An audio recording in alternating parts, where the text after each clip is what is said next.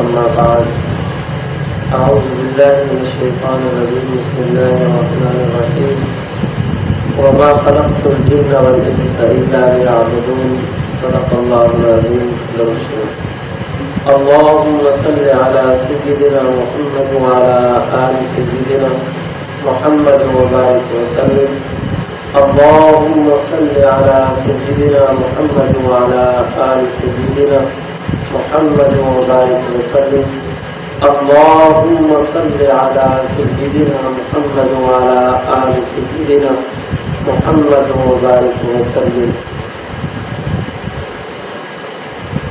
بدن کے وہ اعضاء جن کو حواس خمسہ کہا جاتا ہے، ہر عضو کی اپنی ایک خوراک ہے۔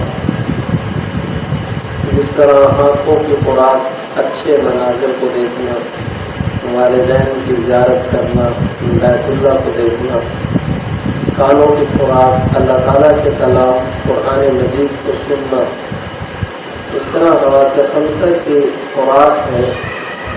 بالکل اسی طرح دل کی بھی خوراک ہے، اور دل کی خوراک ہے اللہ تعالیٰ سے محبت کرنا۔ جب کسی چیز کو خوراک صحیح ملے تو وہ چیز صحیح صحت مند رہتی ہے، اور جب خوراک صحیح نہ ہو، ناقص قسم کی خوراک ہو، ردی قسم کی خوراک ہو، تو کھانے والا بیمار پڑ جاتا ہے۔ بالکل اسی طرح دل جب اللہ تعالیٰ سے محبت کرتا ہے تو یہ صحت مند رہتا ہے، دل پھر دل بن جاتا ہے۔ اور اگر اس دل کو اللہ تعالیٰ کی محبت نہ ملے تو پھر یہ دل سل بن جاتا ہے۔ ہمارے سرائکی میں سل کہتے ہیں اینٹ کو، پتھر اینٹ کی طرح بن جاتا ہے انسان کا دل، اور پھر دل میں پھنس جاتا ہے۔ مختلف قسم کی دل میں پھر یہ دل جب پھنستا ہے تو یہ انسان کو پھر برباد کر کے رکھ دیتا ہے۔ حکیم الامت مولانا اشرف علی تھانوی رحمۃ اللہ علیہ نے لکھا ہے کہ اگر کوئی آدمی دنیا کے اندر رہ کر جہنم کا عذاب محسوس کرنا چاہتا ہے تو وہ غیر اللہ سے دل لگا کے دیکھے۔ جب بندہ اللہ تعالیٰ کے علاوہ کے ساتھ دل لگا لیتا ہے تو پھر اس کو جہنم کا عذاب دنیا کے اندر محسوس ہوتا ہے، اور جو آدمی اللہ تعالیٰ سے دل لگا لیتا ہے وہ جنت کی لذت اس دنیا کے اندر محسوس کرتا ہے۔ دنیا کا سب سے بڑا بادشاہ ہوتا ہے۔ حضرت ابراہیم بن ادھم رحمۃ اللہ علیہ نے دنیاوی سلطنت اور بادشاہت کو ٹھکرا کر اللہ تعالیٰ کی محبت کو جب سینے سے لگایا تو کہنے والوں نے بہت مجبور کیا، بہت کوشش کی، بڑی عجیب باتیں کہی کہ آپ واپس لوٹ آئیں، آپ نظام کو چلائیں، پورا ملک آپ کا فرما بردار رہے گا۔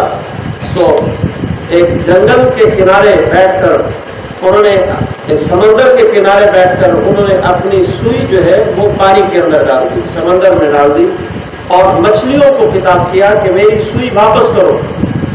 بہت ساری مچھلیاں نمودار ہوئی اور ان کے منہ کے اندر سونے کی سوئیاں تھی، اور حضرت کی طرف وہ سوئیاں اچھالنا چاہتی ہیں کہ یہ ہمارے سے لے لو۔ تو حضرت جی فرمانے لگے کہ نہیں، مجھے میری والی سوئی چاہیے۔ تو ایک مچھلی اندر گھس گئی اور وہ باہر نکلی، وہی سوئی اس کے منہ کے اندر تھی۔ تو فرمانے لگے کہ میں نے دنیا کی عام بادشاہت کو ٹھکرایا، اس وقت اللہ تعالیٰ نے مجھے دلوں کا سلطان اور بادشاہ بنا دیا۔ جب کوئی اللہ تعالیٰ سے لو لگا لیتا ہے تو پھر اللہ تعالیٰ اس کو خوب نوازتے ہیں۔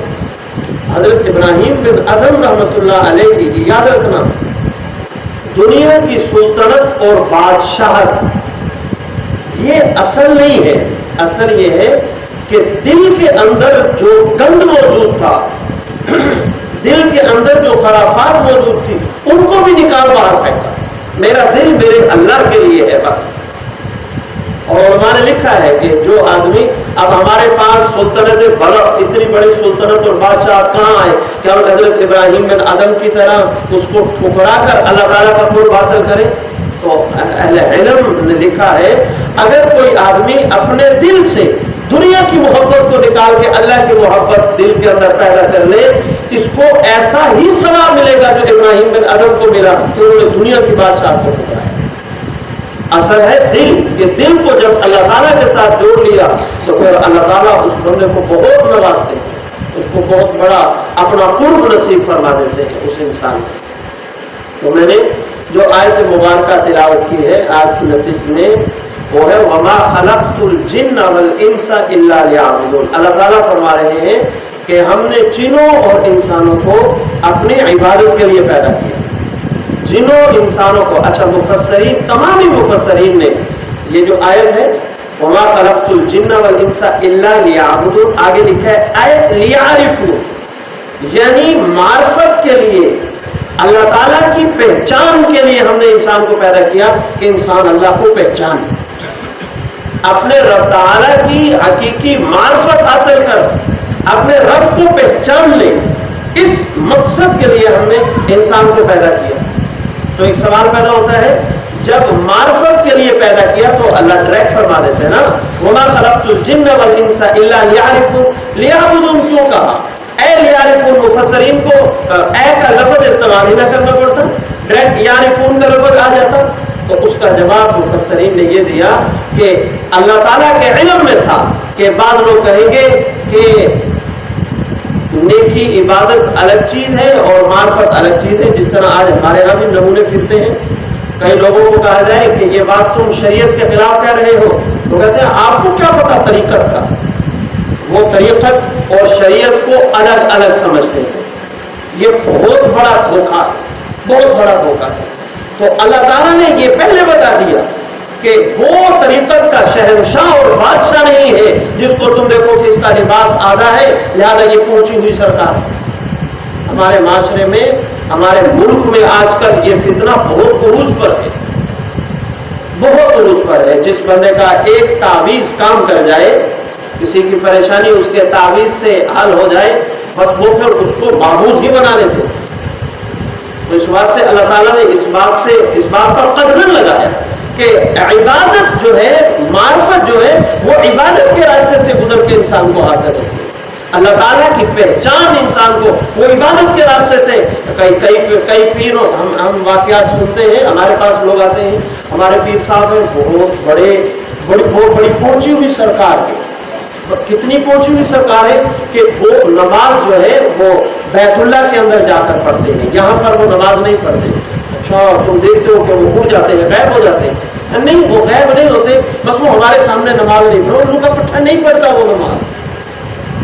یہ غلط ہے کہ وہ وہاں جا کر نماز پڑھتا ہے، بھائی یہاں پر پڑھو نا، کھاتے یہاں کا ہو تو عبادت بھی یہاں کی ہونی چاہیے نا، وہاں جا کر عبادت کا کیا مطلب؟ طریقت، اور بلکہ ہمیں ہمارے حضرت نے جو سمجھایا، حضرت جی نے فرمایا کہ طریقت شریعت کی لونڈی ہے، اور یہ لوگ کہتے ہیں کہ طریقت جو ہے کہ تو بہت بڑی شریعت کی چھوٹی سی چیز ہے، اصل طریقت ہے نا شریعت، وہ طریقت قابل قبول ہے جو شریعت کی پابند ہے۔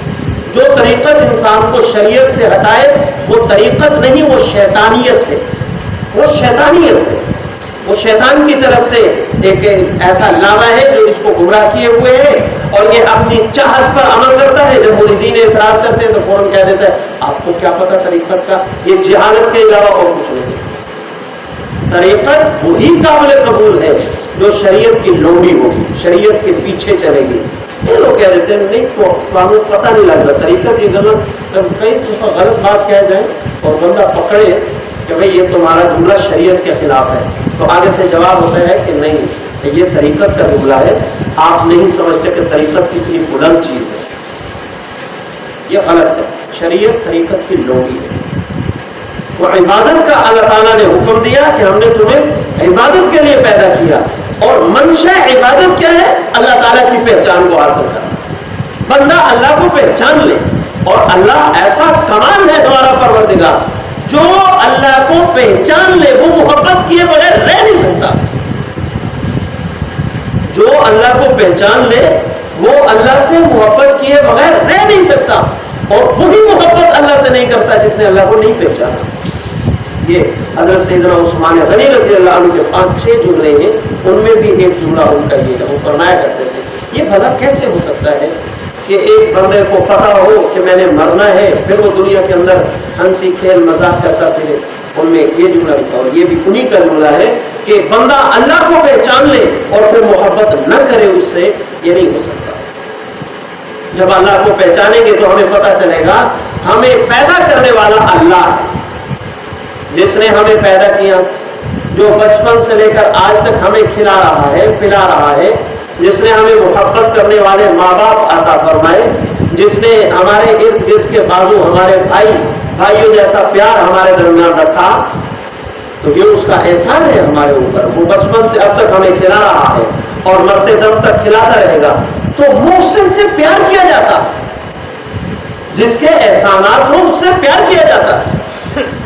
اور دوسری وجہ پیار کی کہ کوئی خوبصورت ہو، اس سے انسان کو دلی انس اور محبت ہونے لگتی ہے، تو جو خوبصورت ہو اس سے محبت ہوتی ہے، تو جس نے خوبصورتی کو پیدا کیا وہ کتنا خوبصورت ہوگا، جس نے حسن کو پیدا کیا، جو خالق حسن ہے وہ کتنا حسین ہوگا۔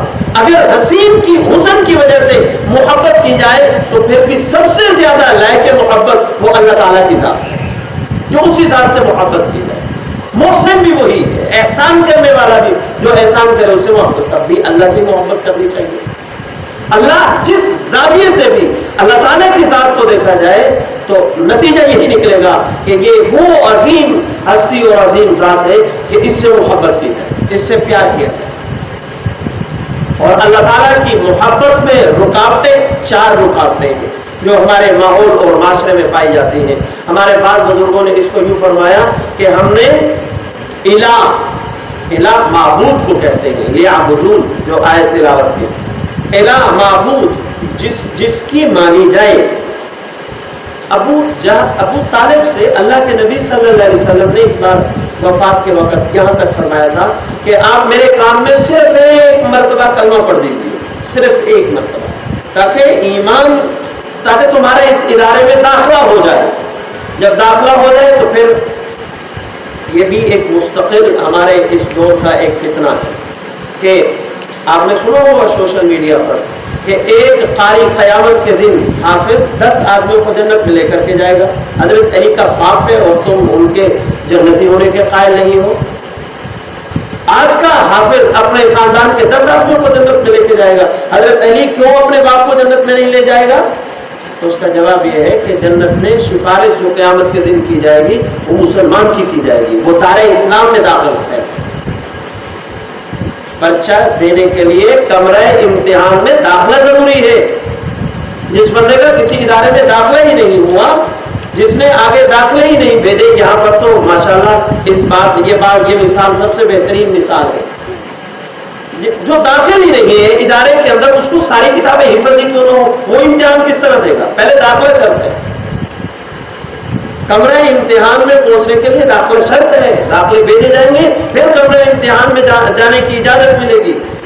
سفارش اس کی جائے گی جو کلمہ گو ہوگا، جو کلمہ گو ہی نہیں اس کی سفارش کس طرح کی جائے گی؟ ہاں معزز ہے حضرت ابو طالب کے، بعض حضرات حضرت ابو طالب کے اللہ کے نبی صلی اللہ علیہ وسلم پر احسان ہے، تو یاد رکھیے حضور کے سب پر احسان ہے، حضور پر کسی کا کوئی احسان نہیں ہے، حضور پر کسی کا کوئی احسان نہیں ہے۔ البتہ ابو طالب نے ہمیشہ اللہ کے نبی صلی اللہ علیہ وسلم کے کندھے کے ساتھ کندھا ملا کر ان کے ساتھ کھڑے رہے۔ یہ وہ ہستی ہیں جن کا نام ہم جب بھی لیں گے عزت اور احترام سے لیں گے۔ ابو طالب کا نام ہمارے اکثر حضور خواجہ ابو طالب کہہ کر ان کو پکارتے ہیں، نام عزت سے لیں گے۔ جس طرح ابو جہل کو ہم گالیاں بھی دے دیتے ہیں، ابو لہب کو قرآن مجید نے بھی الفاظ جو ہے وہ اسی طرح کے استعمال فرمائے کہ بندی ہے، لیکن ابو طالب کو وہ اللہ کے نبی صلی اللہ علیہ وسلم کے ساتھ ہمیشہ رہے، کھڑے رہے، لیکن کلمہ نہیں پڑھا۔ یہ کنفرم ہے قرآن نص سے ثابت ہے۔ آیت مجھے یاد نہیں پڑ رہی، جس کا معنی یہ ہے کہ محبوب آپ جس کو محبوب جانے اس کو کلمہ پڑھانے، ایسا تھوڑی ہے۔ ہدایت ہمارے ذمہ، ہدایت ہمارے ذمہ، ہم دیں گے جس کو چاہیں گے۔ جہاں ہمارا جی چاہے گا. ہدایت یہ آپ کے ہاتھ میں نہیں ہے. اللہ تعالیٰ نے اپنے معبود کو منع فرمایا. تو ہم نے 5 معبود بنائے ہوئے جن کو معبودان باطل کہتے ہیں. کلمہ میں بات کر رہا تھا, انہوں نے کلمہ کیوں نہیں پڑھا؟ یہ جانتے تھے کہ کلمے کا مطلب کیا ہے, یہ کلمے کا حقیقی مفہوم جانتے تھے, ورنہ زبان سے ایک مرتبہ پڑھ لینا لا الہ الا اللہ محمد رسول اللہ یہ تو ابو طالب کر سکتے تھے. ان کو پتا تھا کہ اس کا مطلب کیا ہے. لا الہ الا اللہ کا مطلب یہ ہے کہ سب کی چھٹی, کسی کی کوئی ویلیو نہیں, کسی کی کوئی اوقات نہیں, الا اللہ, صرف اللہ میری زندگی میں سب سے اس لائق کہ میں اس کی بات مان کے چلوں وہ اللہ ہے. ہمارے شاہ جی سید عطا المومن شاہ بخاری رحمۃ اللہ علیہ فرمایا کرتے تھے کہ کلمے کو 2 جماعتوں نے سمجھا. کلمے کو 2 جماعتوں نے سمجھا, ایک ابو بکر کی جماعت نے اور دوسرا ابو جہل کی جماعت نے. ابو بکر کی جماعت نے سمجھا اور سمجھ کے پڑھا. ابو جہل کی جماعت نے سمجھا کہ یہ کلمہ چاہتا کیا ہے, جو چاہتا ہے ہمارے سے نہیں ہو پائے گا, چھوٹا ہمارا بھتیجا, ہم اس کی باتیں مانیں, اس کے پیچھے چلیں, ہمارے سے نہیں ہو سکتا یہ. انہوں نے سمجھا لیکن پڑھا نہیں. ایک ہم ہیں, ہم نے نہ سمجھا نہ کچھ, بس پڑھتے ہی جا رہے ہیں کیا مفہوم ہے کلمہ, کیا ہمارے سے چاہتا ہے, ہمیں اس سے کوئی سروکار نہیں. لا الہ الا اللہ, لا الہ, کوئی معبود نہیں, کوئی عبادت کے لائق نہیں, کوئی اس لائق نہیں کہ اگر وہ اور اللہ آپس میں ٹکرا جائیں تو ہم اللہ کو چھوڑ کر اس کی مان لیں. نہ ایسا کوئی نہیں, الا اللہ, وہ صرف اللہ ہے. الہ, ہم نے 4 الہ معبود ایسے بنا رکھے ہیں جن کی وجہ سے ہم اللہ تعالیٰ سے دور ہو جاتے ہیں. پہلا الہ حب مال, مال کی محبت, ہم نے اس کو بھی معبود بنا لیا. کلمہ گو مسلمان جو رشوت لیتے ہیں, کیا ان کو نہیں پتا کہ اس سے اللہ ناراض ہوتا ہے؟ تو کیا ایک سے مال بڑھنا ہے, اللہ ناراض ہوگا, مال بڑھے گا, بظاہر وہ بھی بڑھے گا, اس میں لعنت ہوتی ہے, منحوسیت ہوتی ہے, نحوست ہوتی ہے, اولاد کو نافرمان بنا دیتا ہے. وہ مال اولاد کو اتنا بڑا بنا دیتا ہے کہ وہ اولاد پھر گربان تک بھی پہنچ جاتی ہے. اگر مال اور اللہ ان دونوں کے مقابلے میں ہم اللہ تعالیٰ کو اہمیت دیتے تو ہم راشی نہ بنتے, ہم رشوت نہ لیتے, ہم ملاوٹ کرنے والے نہ ہوتے. دودھ کے اندر ملاوٹ کرتا ہے, کیوں کرتا ہے؟ دودھ زیادہ ہو جائے گا, زیادہ پیسے آئیں گے. ایمان کی محبت ہے, اس نے مال کو الہ بنا لیا ہے, مال کو اپنا خدا بنا لیا, اور یہ بڑا خطرناک ہے. سود, مسلمان سود لیتا ہے, سود دیتا ہے, کیوں؟ مال بڑھے. اب پتا ہے کون مسلمان نہیں جانتا کہ سود کی جو لعنت ہے یہ کتنی خطرناک ہے. سود کا ایک لقمہ وہ انسان کو اللہ تعالیٰ سے کتنا دور کر دیتا ہے. پیسہ بڑھتا ہے, جو لینے والا ہے پیسہ ملتا ہے, اگرچہ آپ نے کئی گنا بڑھا کر, چلو بڑھا کر میں نے کون سا دینا ہے, باہر یہ بھی نیت ہوتی ہے کہ دینا ہی نہیں ہے, مقروض ہو کے ہی مرنا ہے. پھر بھی تو مال اور خدا جب ٹکرائے تو مال کو اہمیت دینا. مقروض آدمی قیامت کے دن اس کی روح کو اللہ تعالیٰ تنہائی میں لٹکا دیں گے, تنہائی میں لٹکی ہوئی ہوگی اس کی روح, اور یہ بہت بے چین ہوگا وہاں. خود جناب رسول اکرم صلی اللہ علیہ وسلم نے صحابی رسول کا جنازہ آیا, جنازہ ہے, آپ سے سوال فرمایا یہ مقروض تو نہیں ہے؟ صحابہ نے عرض کیا رسول اللہ نہیں, جنازہ پڑھا ہے. پھر ایک جنازہ آیا, میں مقروض تو نہیں, یا رسول اللہ مقروض ہے. اس نے جنازہ کتنی, یا رسول اللہ اس کی جنازہ سے اس کا قرض ادا ہو جائے گا. حضور نے جنازہ پڑھایا اور میت آئی, میں مقروض تو نہیں, مقروض ہے. پھر پوچھا اس کے جنازہ کتنی چھوڑی, یا رسول اللہ قرضہ نہیں اتر پائے گا, بہت تھوڑی جنازہ چھوڑی. حضور نے فرمایا اپنے بھائی کا جنازہ پڑھ لو, میں نہیں پڑھتا اس کا جنازہ. نبی جنازہ پڑھنے سے انکار کرتا. اللہ تعالیٰ کرم رحمت نازل فرمائے. شیر خدا سیدنا علی المرتضیٰ رضی اللہ عنہ آگے بڑھے, یا رسول اللہ اس کے قرض کی میں ضمانت لیتا ہوں, آپ ہمارے بھائی کا جنازہ پڑھا دیں.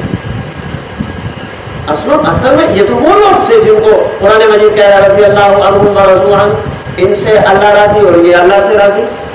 یہ تو وہ مقدس ہستیاں ہیں. اگر یہ مقروض دنیا سے چلے گئے تو پھر بھی قیامت کے دن اللہ تعالیٰ ان کا قرضہ ادا کرے گا. جن کا انہوں نے قرضہ دینا ہے قیامت کے دن اللہ ان کو ڈھیروں نیکیاں دے کر راضی کر کے قرضہ معاف کرا. ابھی سے کوئی باز پرس نہیں ہے قیامت کے دن. وہ جنتی ہیں، ہر صحابی جنتی. لیکن پھر بھی حدیث میں یہ واقعہ کیوں آج ہمارے تک پہنچا؟ اس واسطے امت کو تعلیم دینا مقصود تھا کہ مقروض بن کر مرنا یہ اللہ تعالیٰ کے بہت ناپسند ہے. اس میں احتیاط کرنی چاہیے ہر انسان. اضطراری اور مجبوری کی حالت میں انسان کو قرضہ لینا چاہیے، ورنہ نہیں انتہائی اس طرح. بلکہ اگر بندے کو اللہ سے باتیں کرنی آ جائیں تو اللہ تعالیٰ کرم کر دیتا ہے. ہم نے بزرگوں کے واقعات پڑھے کہ ایک دن سالن نہیں ہے، روٹی کو دیکھ کر فرمانے لگے کہ آج سالن نہیں ہے، میں لوگوں کے سامنے ہاتھ پھیلاؤں، لوگوں سے قرضہ لوں، میری بے عزتی ہو جائے گی.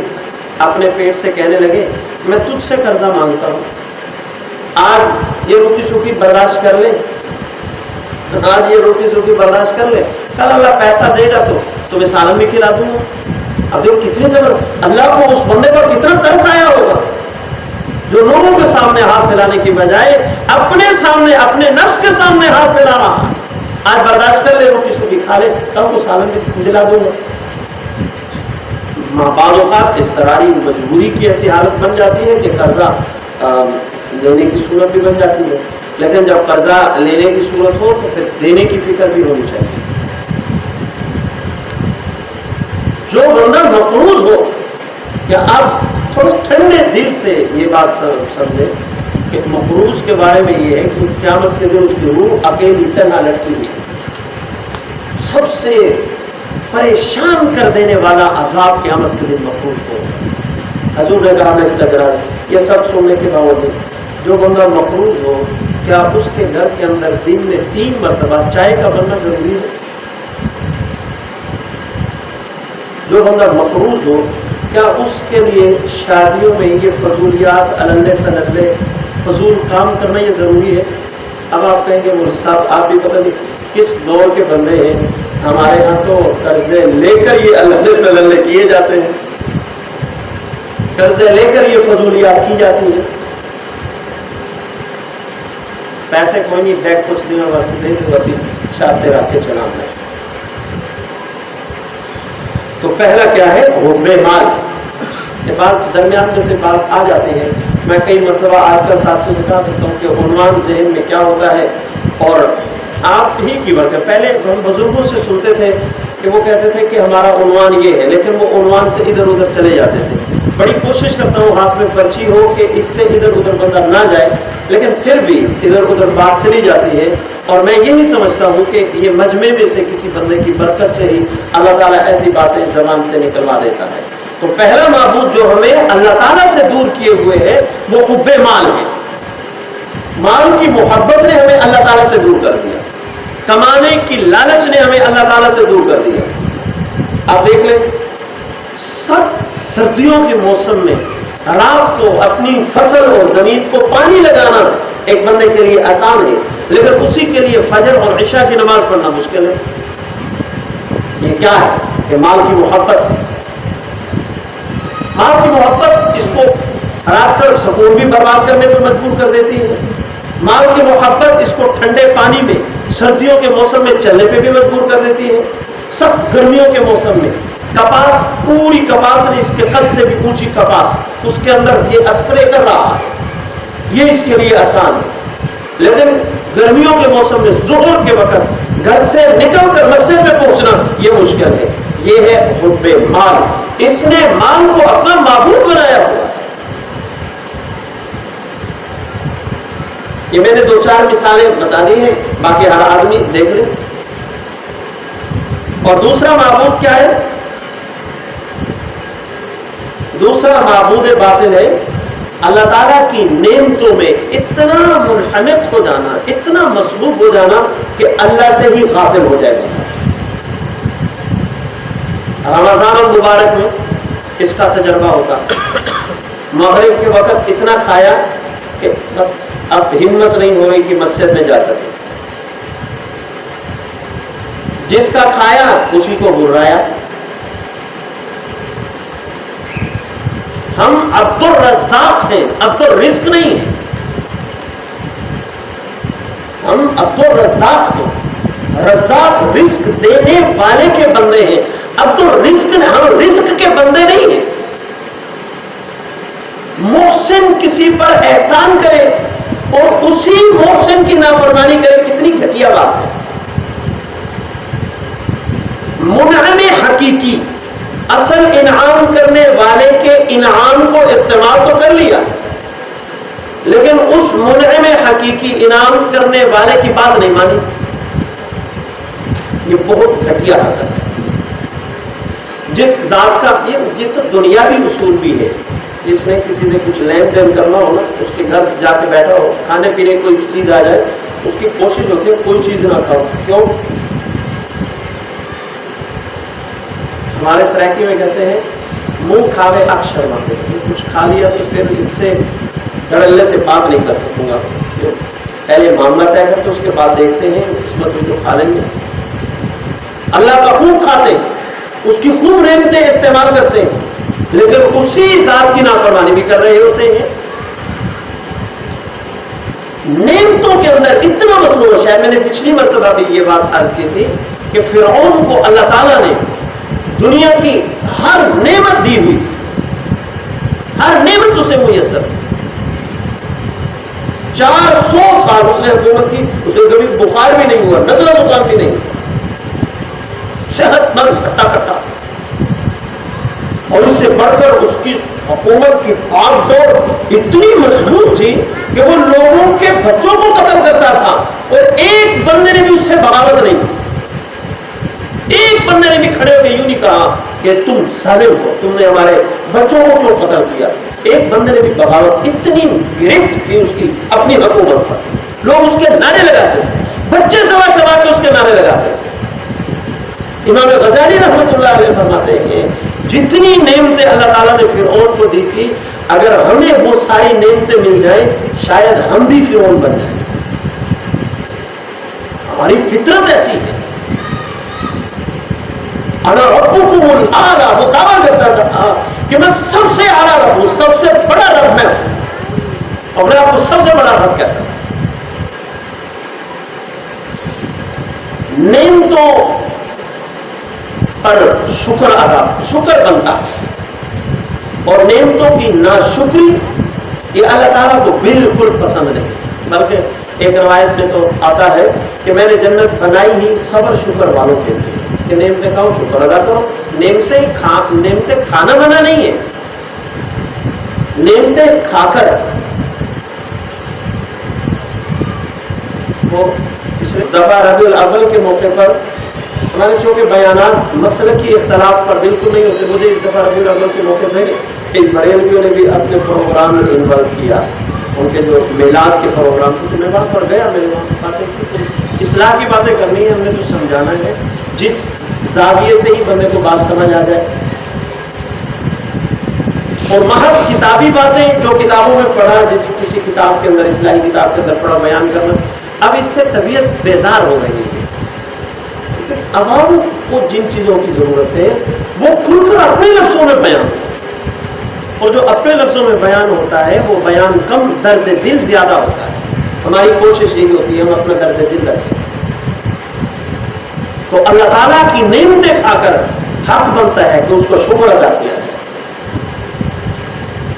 وہ بیٹا باپ کو بالکل پیارا نہیں لگتا جو گھر کی ساری نعمتیں استعمال کرتا ہے اور باپ کے خلاف بکتا ہے, باپ کے خلاف زبان استعمال کرتا ہے, ماں کے خلاف ہر وقت بولتا رہتا ہے. جس ماں کی ساری زندگی پکی پکائی آپ کی روٹیاں کھائی اسی کو بکتا ہے. مجھے کئی دفعہ اپنی تجربے کی باتیں سامنے آ جاتی ہیں. میں نے ایک جگہ پہ بیان کیا, وہاں پر عنوان تھا غیبت کے بارے میں, اصلاحی عنوان پر. تو وہاں پہ شیخ عبد القادر جیلانی رحمۃ اللہ علیہ فرماتے ہیں کہ ظالم, اگر تم نے غیبت کرنی ہی ہے, غیبت کا مطلب یہ ہے کہ ہم اپنی نیکیاں دوسرے کو دے رہے ہیں. غیبت کا مطلب ہم نیکیاں دوسرے کو دے رہے ہیں, اور اگر ہماری نیکیاں نہیں ہے تو ان کے گناہ اپنے کندھوں پر لے رہے ہیں. تو شیخ عبد القادر جیلانی رحمۃ اللہ علیہ اس عنوان کو سامنے رکھتے ہوئے فرماتے ہیں ظالم اگر تو نے غیبت کرنی ہے تو اپنی ماں کی غیبت کر, اپنے باپ کی غیبت کر, کیونکہ تیری نیکیوں کے سب سے زیادہ مستحق تیرے والدین ہیں. اب یہ بات ایک معمولی ذہن رکھنے والے بندے کو بھی سمجھ آ رہی ہے کہ امام حضرت شیخ عبد القادر جیلانی رحمۃ اللہ علیہ تنزن یہ جملہ فرما رہے ہیں کہ کسی کی بھی غیبت نہ کر. ماں باپ کے خلاف, تو ماں کے خلاف کسی جگہ پہ بول رہا, کسی نے کہہ دیا شرم تو نہیں آئی اپنی ماں کے خلاف گلا کریں گے, تو وہ کہنے لگے نہیں لگتا ہے زیادہ بیان سونے کہ زیادہ رکھے غیبت ماں پہ نہیں کر سکتے ہیں. ہمارے بیان میں سے بھی لوگ اپنے مطلب کی اور توڑ مروڑ کر مفہوم نکال لیتے ہیں.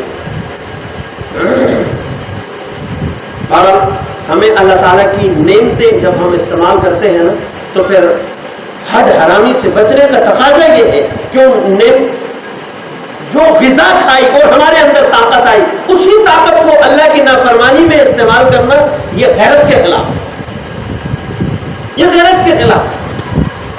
اور تیسرا میں اسے شارٹ کٹ کر رہا ہوں, تیسرا باطل معبود حب جاہ,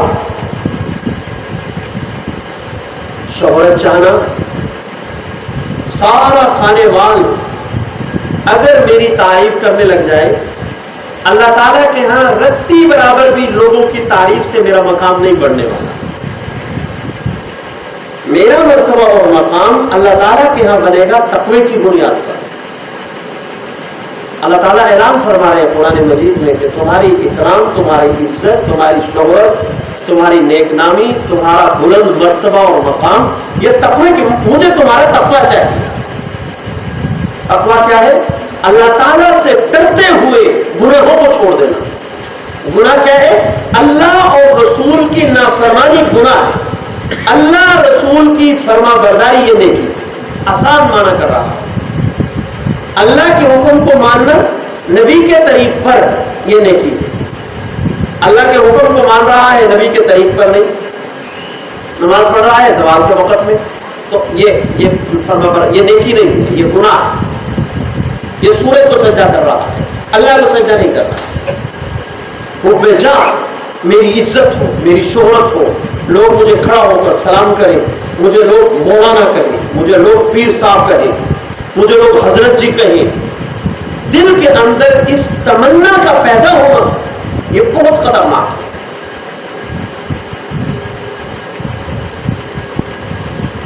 ہمارے عرف میں کسی کا تھوڑا سا کاروبار چمک پڑے نا, ہمارے ایک دوست ہے وہ کہا کرتے ہیں جس بندے میں تھوڑا جہا کاروبار چمک ہوگا نا تو تسی دیکھ لیا کرو کہ اس چھمائی دے وچ کسی نہ کسی ٹورنامنٹ جو مہمان ہے اور اس کی ٹون بدل جاتی ہے, ان کا چلنے کا سٹائل بدل جاتا ہے. پتہ نہیں وہ پریکٹس کہاں سے کرتے ہیں. اللہ جتنا دے کبھی بھی اپنے انداز میں تکبر کی رائی کو بھی داخل نہ ہونے دے. اللہ اور زیادہ دے گا. اللہ تو چاہتا ہے میرا بندہ عزت کی زندگی گزارے, میرا بندہ معزز ہو. کون باپ نہیں چاہتا کہ میرا ایک بیٹا چھوٹا بیٹا بڑے کی تعریف کرے, بڑا چھوٹے کی تعریف کرے, چھوٹا بڑے کو عزت دے, بڑا چھوٹے کو عزت دے. ہر باپ چاہتا ہے, ہمارا اللہ بھی یہی چاہتا ہے میرا ہر بندہ دوسرے بندوں کی عزت کرے.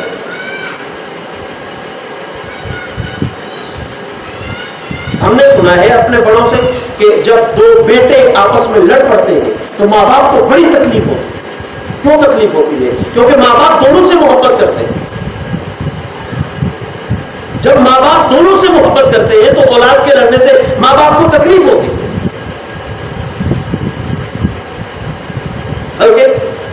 یہ بھی نسخہ ہی بتا دوں کہ اگر باپ کو تکلیف دینی ہے تو آپس میں لڑو. یہ بھی ایک ساتھی نے مجھ سے لیا تھا کہ یہ زبردست کرتی ہے, زیادہ ہمیں آپس میں لڑنا چاہیے.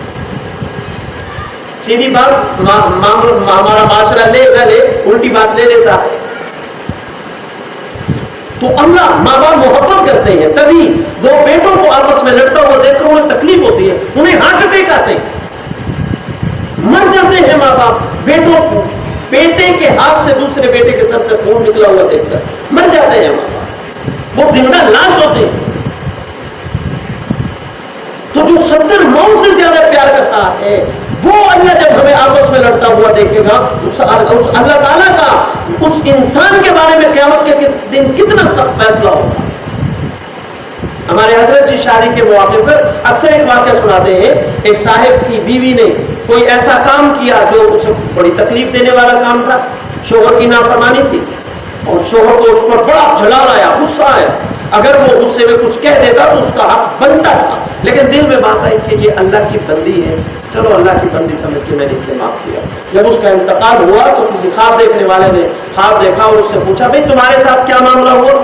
تو وہ کہنے لگے کہ میں اللہ کے دربار میں پہنچا, اللہ تعالیٰ نے جب میں اللہ تعالیٰ کے سامنے آیا تو اللہ تعالیٰ نے مجھ سے کہا کہ تم نے اپنی بیوی کو میری بندی سمجھ کر معاف کیا تھا, ہم نے تجھے اپنا بندہ سمجھ کے معاف کیا. جا.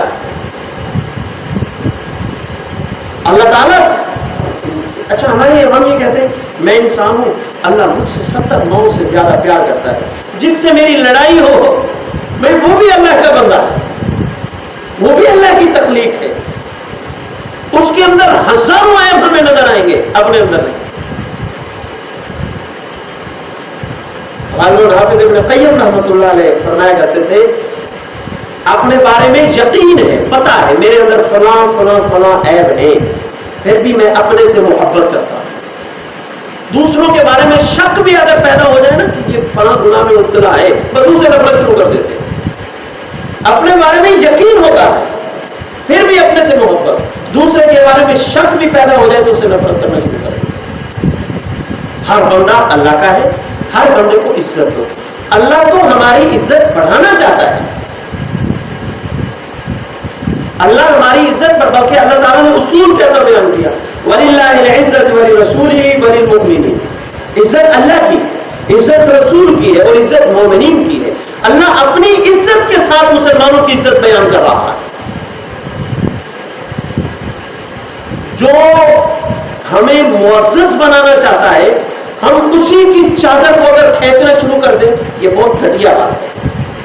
حدیث پاک میں آتا ہے کہ اللہ تعالیٰ, حدیث قدسی ہے, یعنی اللہ تعالیٰ فرماتے ہیں تکبر میری چادر ہے, جو اس کو کھینچنے کی کوشش کرتے ہیں اسے ذلیل اور رسوا کر کے رکھ لیتا.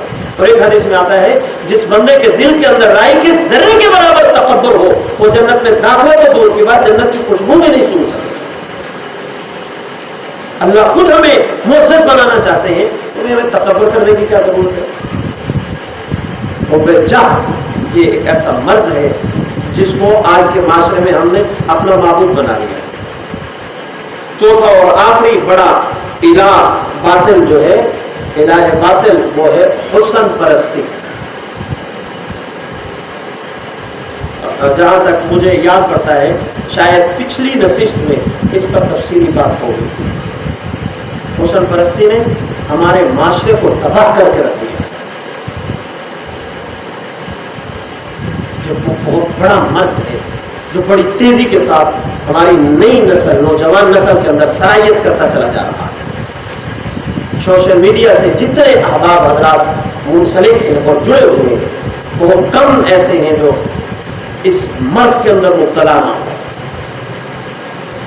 اور برابر ہے حسن خواب و تصویر کے اندر ہو, خواب وہ ویڈیو کے اندر ہو, خواب وہ بالکل آمنے سامنے ہو, ان سب کا گناہ برابر ہے. ان سب پر اللہ تعالیٰ کی ناراضگی وہ برابر ہے. ایک کتاب ہے بد نظری کے 14 نقصانات, حضرت حکیم شاہ اختر رحمۃ اللہ علیہ کی, وہ ہمیں پڑھنی چاہیے. بے پردگی کے اس ماحول میں ایمان بچانا بھی مشکل ہے. بعض اوقات ایک بد نگاہی بندے کے ایمان کے ختم ہونے کا ذریعہ اور سبب بن جاتا ہے. اللہ ایمان چھین لیتے ہیں, اس سے ایمان سلب کر لیا جاتا ہے. ایک بد نظری. ایک اللہ والے نے اپنے شیخ اور مرشد سے پوچھا, ہم نے خود ان سے سنا کہ میں نے اپنے حضرت جی سے پوچھا کہ یہ کیسے ہو سکتا ہے ایک بد نظری پر اللہ اتنی سزا دے. فرمایا کہ نظر کا غلط استعمال یہ اللہ تعالیٰ کی غیرت کا معاملہ ہے. میں تھوڑا کھول کے بیان کر دیتا ہوں, چھوٹی سی بات ہے. میری بیٹی کو اگر کوئی نوجوان حسرت بھری نگاہ سے دیکھ رہا ہو، آپ بتائیں میں اس کی دونوں آنکھیں نکالنے کی کوشش کروں گا یا نہیں؟ جو اللہ کی بندی کو دیکھ رہا ہو دور سے اور اس کے من کے اندر کیا بے غیرتی کے وسوسے پیدا ہو رہے ہیں، اللہ سب جانتا ہے۔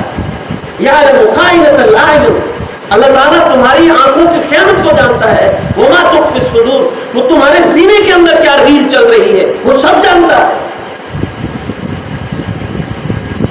میں باپ ہوں اور میری بیٹے کی طرف کوئی دیکھے اور میں اس کو دیکھ رہا ہوں کہ یہ دیکھ رہا ہے تو مجھے اتنی غیرت آتی ہے، تو اللہ تو اس کا خالق ہے، اس کا مالک ہے۔ 70 نو سے زیادہ وہ مجھ سے اگر پیار کرتا ہے تو وہ بچیوں سے بھی 70 نو سے زیادہ پیار کرتا ہے، وہ بھی اسی کی بندی ہے۔ اس کو ہوس بھری نگاہ سے دیکھنے والا اللہ تعالیٰ اس کو کتنی سزا دیں گے میں اور آپ سوچ بھی نہیں سکتے۔ اور یہ یاد رکھو کہ جس طرح یہ حدیث ہے کہ قیامت کے دن اللہ تعالیٰ اتنی نعمتیں دیں گے، اتنی نعمتیں دیں گے کہ جن کو نہ تو کسی کان نے سنا، نہ تو جن کو کسی آنکھ نے دیکھا، بالکل اسی طرح سزا بھی قیامت کے دن اللہ اتنی خطرناک دیں گے کہ ایسی سزا بھی نہ تو کسی نے سنی ہے اور نہ کسی نے دیکھی ہے، سزا بھی بہت خطرناک ہوگی۔ تو اللہ تعالیٰ کے مقابلے میں یہ 4 معبود جو آج ہمارے معاشرے کو دیمک کی طرح چاٹ رہے ہیں اور کھا رہے ہیں، ہم ان سے اپنے آپ کو بچانے کی کوشش، کبھی کبھی رات کو تنہائی میں بستر پر بیٹھے ہوئے اپنا محاسبہ کر لیا کریں، سوچ لیا کریں میرے اندر یہ خرابی ہے، یہ خرابی ہے، یا اللہ میری توبہ، یا اللہ مجھے بچنے کی توفیق دے، یا اللہ میں خود سے نہیں بچ سکتا، جب تک تو میرا حامی و ناصر نہ ہو، تو میری مدد نہ کرے، یا اللہ تو میری مدد فرما، میں ان گناہوں سے اپنے آپ کو بچا پاؤں۔ رات کے وقت تنہائی میں اللہ سے باتیں کیا کریں، جس کو اللہ سے باتیں کرنی آ جائے نا، حجاج بن یوسف کو اللہ سے باتیں کرنا آتا تھا۔ حسن بصری رحمۃ اللہ فرماتے ہیں میں نے ایک متکبرانہ بیت اللہ کا طواف کر رہا تھا، متکبرانہ آواز سنی اور میرا دل کیا کہ اس کا منہ توڑ دوں۔ آواز کیا تھی؟ حجاج بن یوسف تھا، اور آواز یہ تھی یا اللہ میں گناہ کیا کرتا تھا، میں گناہ کرتا ہوں اور میں گناہ کرتا رہوں گا، میں گناہ کیا کرتا تھا، میں گناہ کرتا ہوں اور میں گناہ کرتا رہوں گا۔ حسن بصری کہتے ہیں دل کس کا منہ توڑ دوں، دیکھا تو حسن حجاج بن یوسف تھا، میں نے روپ سیدھا کیا بھائی جان دی اوانی سے کہ ان پکڑ لو تو باقی قتل ہی نہ کر دے۔ اب جب اس نے اگلا جملہ کہا، حضرت حسن بصری کہتے ہیں کہ میں ہمیشہ حجاج بن یوسف کے خلاف باتیں کیا کرتا تھا، اس دن سے میں نے توبہ کی آج کے بعد اس کے خلاف کوئی بات نہیں کرتی۔ اگلا جملہ یہ تھا یا اللہ تو بھی معاف کیا کرتا تھا، معاف کرتا ہے اور معاف کرتا رہے گا، میں اپنی بات سے اگر نہیں ہٹتا تو کس طرح اپنی بات سے ہٹ سکتا ہے؟ یہ ہے باتیں کرنا، یہ ہے اللہ تعالیٰ سے گفتگو کرنا، اور مرتے وقت اس نے یہ کسی انداز میں باتیں کی اللہ تعالیٰ سے کہ اللہ یہ سارے کہتے ہیں تو حجاج بن یوسف کو نہیں بخشے گا۔ ہمارے نبی کی امت میں سب سے ظالم بادشاہ 2 بادشاہ گزرے، خلیفہ معتصم باللہ اور حجاج بن یوسف، یہ اہل علم مورخین لکھتے ہیں۔ اللہ ساری دنیا کہتی ہے تو نہیں بخشے گا، ان کو جھوٹا کر دے اور ان کو بتا دے کہ میری رحمت بے انتہا ہے، میں تو حجاج بن یوسف کو بھی معاف کرنے پر قادر ہوں، کلمہ پڑھا اور روح نکل۔ اور دونوں کو اللہ سے کلام کرنا آتا ہے۔ ہم رات کے وقت اللہ سے باتیں کیا کریں، اللہ تعالیٰ سے اپنا تعلق مضبوط کریں، توبہ کریں۔ 15 دنوں بعد آپ کی یہ مجلس ذکر ہوتی ہے، اس میں مستقل بنیادوں پر شریک ہو، اس کی بہت برکات ہوتی ہے۔ آپ کا تھوڑا سا ماحول بن جائے، ایک دن صرف اسی پر مجلس ذکر کے فوائد کیا ہے ہم بات کریں گے تفصیلی انشاءاللہ، تو آپ حضرات اس میں مستقل بنیادوں پر جڑا کریں، ساتھیوں کو جڑا کریں، دوسرے حضرات کو بھی اپنے ادارے کی، اپنی مسجد کی اس رونق کو دکھانے کی کوشش کریں، دوسرے آپ کے دوست احباب بھی اس میں شریک ہو۔ اللہ تعالیٰ ہمیں عمل کرنے کی توفیق نصیب فرمائے۔ وما علینا الا البلاغ۔